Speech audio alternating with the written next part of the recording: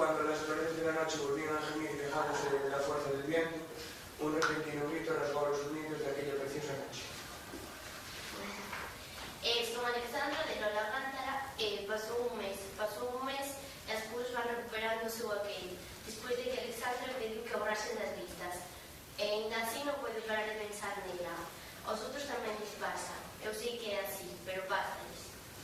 Bueno, yo os voy a recomendar Rebelión en la Granja de George Orwell, que es un libro así muy cortito para los que nos gusta leer mucho y para todas las edades, que te puede llevar a una gran reflexión y critica el totalitarismo y principalmente la dictadura socialista de Stalin. Yo soy Carlos, de primero B, esta clase. Voy a hablar de El silencio del asesino. Esta es la portada. Es un libro que a mí me gustó mucho porque tiene intriga, es de misterio y de asesinato. Y vale cuando un anciano jubilado vuelve a su pueblo después de hace muchos años y ocurre un incidente en su jardín y encuentra el esqueleto de su mujer ahí y los vecinos creían que había muerto de forma natural en unas vacaciones de Florida. Y él nunca responde a nada hasta el final del libro.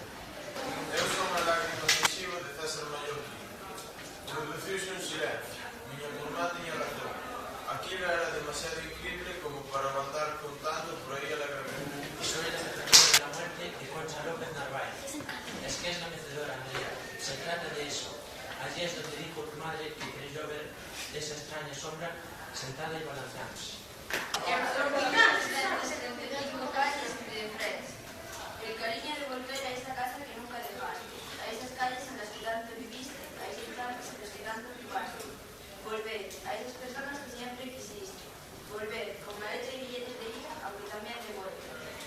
Volver sabiendo que tendrás que irte sabiendo que siempre querrás volver. Hola, Los escarabajos van al atardecer, de María Gripe, y os invito a que me leáis mi historia, que ya que trata de tres amigos que van en busca que trabajan regando plantas en una mansión, y que en ella encuentran unas cartas, las cartas de amor de Emily y Andrea, y que a partir de eso investigan sobre la maldición de la estatua egipcia que está desaparecida.